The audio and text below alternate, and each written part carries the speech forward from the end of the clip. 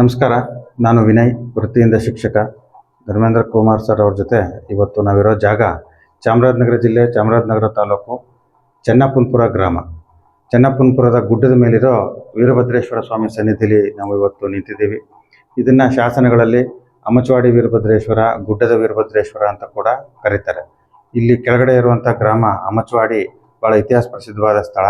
ಹಿಂದೆ ಇಲ್ಲಿ ಅರಸು ವಂಶಸ್ಥರು ಭಾಳ ಜನ ವಾಸವಾಗಿದ್ದರು.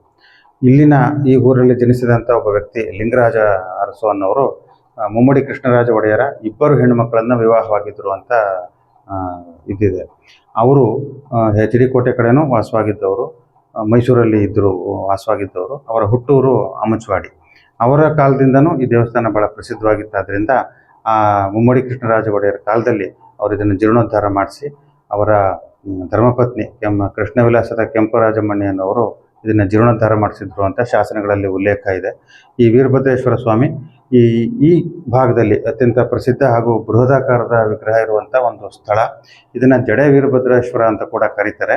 ಇದರ ಹಿಂಭಾಗದಲ್ಲಿ, ವಿಗ್ರಹದ ಹಿಂಭಾಗದಲ್ಲಿ ಜಡೆ ಇರೋದು ಒಂದು ಪ್ರತೀತಿ ಇದೆ. ಅದು ವಾಸ್ತವ ಕೂಡ ಜಡೆ ಇದೆ, ಜಡೆ ವೀರಭದ್ರ ಸ್ವಾಮಿ ಅಂತ. ಮತ್ತು ಮಹಾರಾಜರು ಇಲ್ಲಿ ಜೀರ್ಣೋದ್ಧಾರ ಮಾಡಿಸೋದ್ರ ಜೊತೆಗೆ ಇಡೀ ಈ 8 ಅಡಿ ಬೃಹತ್ ವಿಗ್ರಹಕ್ಕೆ ಬೆಳ್ಳಿ ಕವಚವನ್ನು ಮಾಡಿಸಿಕೊಟ್ಟಿದ್ದಾರೆ. ಅದನ್ನು ವಿಶೇಷ ಸಂದರ್ಭಗಳಲ್ಲಿ, ರಥೋತ್ಸವ, ಜಾತ್ರೆ ಮುಂತಾದ ವಿಶೇಷ ಸಂದರ್ಭಗಳಲ್ಲಿ ಬೆಳ್ಳಿ ಕವಚ ಧಾರಣೆ ಆಗುತ್ತೆ. ಬಹಳ ರಮಣೀಯವಾದ, ರುದ್ರ ಮನೋಹರವಾದಂಥ ವಿಗ್ರಹ, ಅಪಾರವಾದ ಭಕ್ತಾದಿಗಳನ್ನು ಹೊಂದಿರುವಂಥ ಒಂದು ಐತಿಹಾಸಿಕ ಸ್ಥಳ ಇದು. ಆ ಅಳಿಯ ಲಿಂಗರಾಜ ಅನ್ನೋರು ವಿಶೇಷ ಅಂದರೆ ಅವರು ಅಮಚವಾಡಿಯಲ್ಲಿ ಜನಿಸಿ ಮೈಸೂರಲ್ಲಿ ನೆಲೆಸಿದ್ದವರು.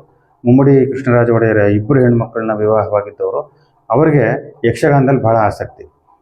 ಬಿಡಾರಾಮ್ ಕೃಷ್ಣಪ್ಪನವ್ರ ನೇತೃತ್ವದಲ್ಲಿ ಧರ್ಮಸ್ಥಳದಿಂದ ಒಂದು ಯಕ್ಷಗಾನ ತಂಡ ಮೈಸೂರಿಗೆ ಆಗಮಿಸಿ ಯಕ್ಷಗಾನ ಪ್ರಸಂಗ ಮಾಡಿದ ನಂತರ ಮಹಾರಾಜರು ಅದರ ಮೇಲೆ ಒಲವು ಮೂಡಿ ಅವರನ್ನು ಅಲ್ಲೇ ನಿಲ್ಲಿಸ್ಕೋತಾರೆ. ಮೈಸೂರಲ್ಲಿ ಬಿಡಾರಾಮ್ ಕೃಷ್ಣಪ್ಪನವ್ರ ರಾಮ ಮಂದಿರ ಇರೋದನ್ನು ನಾವು ಕಾಣಬಹುದು. ಅವರ ಬಳಿ ಯಕ್ಷಗಾನದಿಂದ ಪ್ರಭಾವಿತರಾಗಿ ಅಳಿಯ ಲಿಂಗರಾಜ್ ಅವರು, ಅಮಚವಾಡಿ ಗ್ರಾಮದವರು, ಸ್ವತಃ 50ಕ್ಕೂ ಹೆಚ್ಚು ಯಕ್ಷಗಾನ ಕೃತಿಗಳನ್ನು ರಚನೆ ಮಾಡಿದ್ದಾರೆ. ಮತ್ತು ಬೇರೆ ಬೇರೆ ಭಾಗವತರುಗಳಿಗೆ ಆಶ್ರಯ ಕೊಟ್ಟು ಅವರ ಮೂಲಕ ಯಕ್ಷಗಾನ ಪ್ರಸಂಗಗಳನ್ನ ಬರೆಸಿ ಮಾಡಿಸಿ ಈ ಭಾಗದಲ್ಲಿ ಹಿಂಗೆ ಕರಾವಳಿಯಲ್ಲಿ ಯಕ್ಷಗಾನ ಇತ್ತೋ ಇಲ್ಲಿ ಮೂಡಲಪಾಯ ಯಕ್ಷಗಾನ ಅಂತ ಒಂದು ಪರಂಪರೆ ನಿರ್ಮಾಣ ಆಗಲಿಕ್ಕೆ ಅಳಿಯ ಲಿಂಗರಾಜ ಅವರು ಕಾರಣಕರ್ತರಾಗಿದ್ದರು. ಅವರ ಕಾಲದಲ್ಲಿ ಅವರ ಆಶ್ರಯ ಕೊಟ್ಟಿದ್ದಂಥ ನಂಜುಂಡ ಭಾಗವತ ಅನ್ನೋರೊಬ್ಬರು ಕನ್ನಡ ಸಾಹಿತ್ಯದಲ್ಲೇ ಒಂದು ವಿಶಿಷ್ಟವಾದ ಕೃತಿಯನ್ನು ಬರೆದಿದ್ದಾರೆ. ವೃಷಭೇಂದ್ರ ವಿಳಾಸ ಅಂತ ಒಂದು ಯಕ್ಷಗಾನ ಕೃತಿ. ಅದರ ವಿಶೇಷ ಅಂದರೆ ಆ ಕೃತಿ ಬರೆದವರು ಕಾವ್ಯವನ್ನು ರಚಿಸಿ ಜೊತೆಗೆ ಚಿತ್ರವನ್ನು ರಚನೆ ಮಾಡಿರೋಂಥದ್ದು.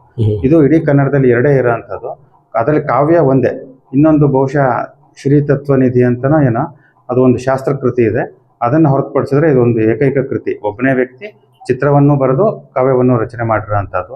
ಅಂಥ ಒಬ್ಬ ಕವಿ ನಂಜುಂಡ ಭಾಗವತನಿಗೆ ಆಶ್ರಯ ಕೊಟ್ಟಿದ್ದು ಅಳಿಯ ಲಿಂಗರಾಜ. ಸ್ವತಃ 50ಕ್ಕೂ ಹೆಚ್ಚು ಯಕ್ಷಗಾನ ಕೃತಿಯನ್ನು ರಚನೆ ಮಾಡಿದವರು ಅವರು ಈ ಅಮಚವಾಡಿ ಗ್ರಾಮದವರು. ಹಿಂದಿನ ಕಾಲದಲ್ಲಿ ಮಹಾರಾಜರು ಆಗಮಿಸಿದರೆ ಯಾವುದಾದ್ರು ಹಳ್ಳಿಗೆ, ಅವರು ಅಲ್ಲಿ ವಸತಿ ಮಾಡಬೇಕಾದ್ರೆ ಆ ಊರಲ್ಲಿ ಪಂಚಕಳಶದ ಗೋಪುರ ಇದ್ದರೆ ಮಾತ್ರ ಅವ್ರ ವಸತಿ. ಯಾವ ಊರಲ್ಲಿ ಪಂಚಕಳಶ ಗೋಪುರ ಇರೋ ದೇವಸ್ಥಾನ ಇಲ್ವೋ ಅಲ್ಲಿ ಅವರು ವಸತಿ ಮಾಡ್ತಿರ್ಲಿಲ್ಲ. ಆಗಿನ ಶಿಷ್ಟಾಚಾರ ಅದು. ಆ ಕಾರಣಕ್ಕೆ ಅಳಿಯ ಅವ್ರ ಊರಿಗೆ ಮಹಾರಾಜರು ಬರಬೇಕು, ಅಲ್ಲಿ ಈ ಪಂಚಕಳಶದ ಗೋಪುರ ದೇವಸ್ಥಾನ ಇಲ್ಲ ಅಂದಾಗ ಅವ್ರ ಧರ್ಮಪತ್ನಿ ಕೃಷ್ಣವಿಲಾಸದ ಕೆಂಪನವರು ಈ ದೇವಸ್ಥಾನವನ್ನ ಜೀರ್ಣೋದ್ಧಾರ ಮಾಡಿದ್ದಾರೆ. ಅದಕ್ಕಿಂತಲೂ ಪ್ರಾಚೀನವಾದದ್ದು. ಅವ್ರ ಕಾಲದಲ್ಲಿ ಜೀರ್ಣೋದ್ಧಾರ ಆಗಿದೆ ಅಂತ ಶಾಸನಗಳಲ್ಲಿ ಉಲ್ಲೇಖ ಇದೆ. ಆ ಜಡ ವೀರಭದ್ರೇಶ್ವರನ ಸನ್ನಿಧಿಯಲ್ಲಿ ನಾವಿವಾಗ ನಿಂತಿದ್ದೀವಿ. ಧನ್ಯವಾದ ಸರ್. ಚಾಮರಾಜನಗರ ತಾಲೂಕು ಕರದಳ್ಳಿ ಹೋಬಳಿ ಚೆನ್ನಪ್ಪನಪುರ ಗ್ರಾಮದಲ್ಲಿರುವ ಹಂಚವಾಡಿ ಶ್ರೀ ಗುಡ್ಡದ ಮಠದ ವೀರಭದ್ರ ಸ್ವಾಮಿ ದೇವಸ್ಥಾನ. ಇದು ಮುಮ್ಮಡಿ ಕೃಷ್ಣರಾಜರ ಕಾಲದಲ್ಲಿ ಕೆಂಪಲಿಂಗಾಜನ ಸೇವಾರ್ಥವಾಗಿ ಜೀರ್ಣೋದ್ಧಾರ ಮಾಡಿದ್ದಾರೆ. ಇದು ಸ್ಥಾಪನೆ ಚೋಳರ ಕಾಲದಲ್ಲಿ. ಈಗಲೂ ಕೂಡ ಹಿಂದೆ ಪಡಿತರ ಅಂದ್ಬಿಟ್ಟು ತಿಂಗಳಿಗೆ 25 ರೂಪಾಯಿ ಪಡಿತರ ಕೊಡ್ತಿದ್ರು ಮಹಾರಾಜರ ಫಂಡ್ನಿಂದ. ಇವಾಗ ಅದನ್ನು ನಿಲ್ಲಿಸ್ಬಿಟ್ರೆ ಸರ್ಕಾರದಿಂದ ಏನೂ ಅನುಕೂಲತೆ ಇಲ್ಲ. ಇದು ಜಾತ್ರೆ ಮಂಗಳವಾರ ವಿಶೇಷ ಪೂಜೆ, ವೀರಭದ್ರೇಶ್ವರ ಹುಟ್ಟುದಾರ ಮಂಗಳವಾರ. ಇದು ಜಾತ್ರಾ ಮಹೋತ್ಸವ. ಗೌರಿ ಹಬ್ಬದ ಮೊದಲನೇ ಮಂಗಳವಾರ ರಥೋತ್ಸವ ಆಗಿತ್ತು. ಈ 3 ವರ್ಷ ಆಯಿತು. ತೇರು ಬಿದ್ದೋಗಿ ರೆಡಿಯಾಗಿಲ್ಲ, ಇನ್ನೂ ವ್ಯವಸ್ಥೆ ಮಾಡ್ತಾ ಇದ್ದಾರೆ. ನೆಕ್ಸ್ಟ್ ವರ್ಷದಿಂದ ಆಗುತ್ತೆ. ಇಲ್ಲಿ ಪ್ರತಿ ಮಂಗಳವಾರನೂ ಕಾರ್ತಿಕದಲ್ಲಿ ವಿಶೇಷ ಪೂಜೆ ಎಲ್ಲ ನಡೀತದೆ. ಇದು ನಮ್ಮ ತಾತ ಮುತ್ತ ಕಾಲದಿಂದ ನಾವೇ ಮಾಡ್ತಾ ಇರೋದು. ನಾವು 3-4 ತಲೆಮಾರಿಂದ ಮಾಡ್ತೀವಿ. ಯಾವುದೂ ಸೌಲಭ್ಯಗಳು ಇಲ್ಲ, ಯಾವುದೋ ಅನುಕೂಲತೆ ಇಲ್ಲ. ಸರ್ಕಾರದಿಂದಲೂ ಅಷ್ಟೇ ಯಾವುದೂ ಇಲ್ಲ. ಬಂದು ಪೂಜೆ ಮಾಡ್ಕೊಂಡು ಹೋಗ್ತೀವಿ ಅಷ್ಟೇ.